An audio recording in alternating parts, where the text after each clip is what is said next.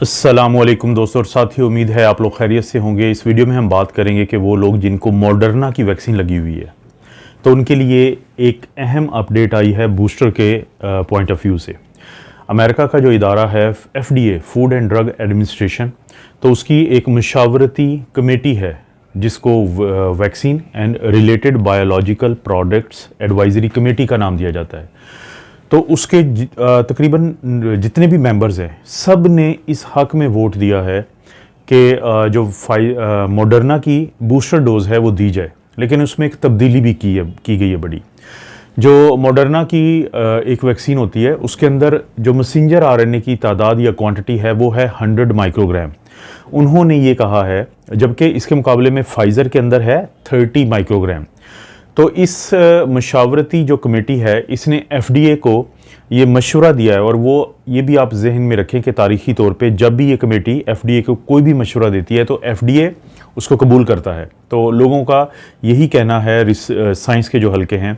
कि ये बात 100% मान ली जाएगी। और वो ये उन्होंने उनको मशवरा दिया है कि जो बूस्टर है मॉडर्ना का वो 50 माइक्रोग्राम का दिया जाए, और जो मॉडर्ना की 2 डोजेज़ हैं उस सेकेंड डोज के 6 महीने के बाद। पाकिस्तानी भी बहुत ज़्यादा एक सवाल पूछते हैं, वो ये पूछते हैं कि किस किस को बूस्टर लगना चाहिए, और तकरीबन हर शख्स इस तरफ दौड़ने की कोशिश करता है कि क्योंकि हमारी जो वैक्सीन है उसकी सेकेंड डोज को लगे हुए 6 महीने गुजर चुके हैं तो हमें बूस्टर लगवाना चाहिए। इस कमेटी ने भी बताया है, यानी एडवाइस दी है कि किन लोगों को बूस्टर लगना चाहिए। और इससे पहले भी मैं बारहा ये आप लोगों से जिक्र कर चुका हूँ कि हर शख्स को बूस्टर की ज़रूरत नहीं है। किसको ज़रूरत होती है? जो इस कमेटी ने भी बता दिया है या एडवाइस दी है कि वो तमाम लोग जिनकी उम्र 65 साल से ज़्यादा हो, वो लोग जिनको सेहत के किसी ऐसे मसले का सामना हो जिसको हम कहते हैं कि जिसकी वजह से कुव्वत मुदाफ़त कमज़ोर हो जाती है, जैसे शुगर का मरीज़ है, कोई कैंसर का मरीज़ है, कीमोथेरेपी उसको मिली है,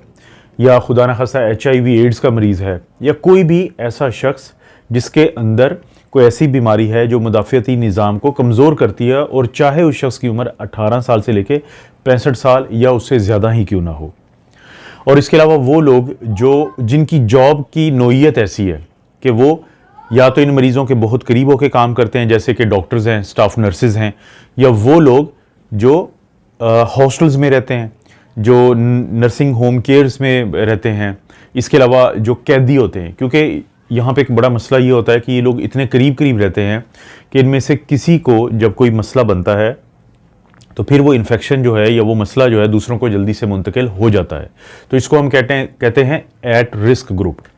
तो ये वो लोग हैं जिनको खसूसी तौर पे बूस्टर लगना चाहिए अगर उनकी डोज जो है सेकेंड उसको 6 महीने हो चुके हों,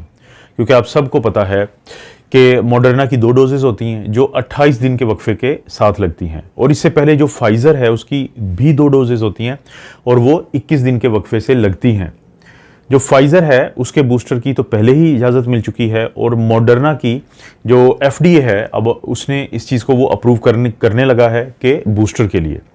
और पाकिस्तान में भी क्योंकि फाइज़र और मॉडर्ना दोनों ही इस्तेमाल हुई हैं, तो वो तमाम लोग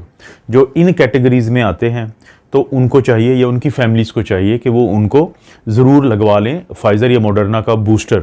और यहाँ पे एक चीज़ की मैं आप लोगों को एक्सप्लेन करना चाहूँगा कि बहुत सारे लोग मॉडर्ना के रिएक्शन से डरते हैं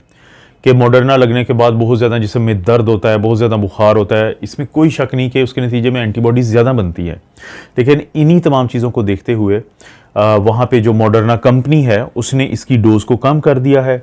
कि इसके अंदर अगर पहले 100 माइक्रोग्राम था, यानी जो मैसेंजर RNA, उसको अब 50 माइक्रोग्राम कर दिया है।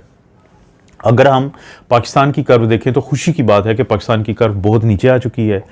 केसेस काफ़ी हद तक नीचे आ चुके हैं। लेकिन वहीं पे एक तशवीश की बात है, आप गौर करें पिछले साल की कर्व पे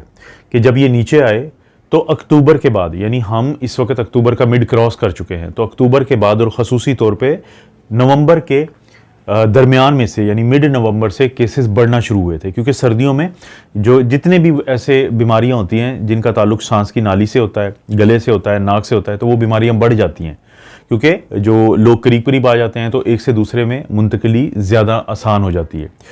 इसलिए इन सर्दियों में बहुत मोहतात रहें। अगर आपके प्यारों को अभी बूस्टर की डोज नहीं लगी तो आप ज़रूर लगवाएं, क्योंकि बहुत सारे लोग हैं जिनको 2 डोजेस के बाद या तो एंटीबॉडीज़ बनी नहीं होती या बहुत कम बनी होती हैं, तो उनके लिए बहुत ज़रूरी है इस कर्व को भी ज़हन में रखते हुए कि हमें डर है कि इन सर्दियों में फिर केसेस बढ़ेंगे, और इन बढ़ते हुए केसेस को रोकने का ये एक अहम तरीका है कि हम अपने बुज़ुर्गों को, अपने प्यारों को, वो लोग जिनकी इम्यूनिटी कम है, उनको बूस्टर वक्त पे लगवा लें।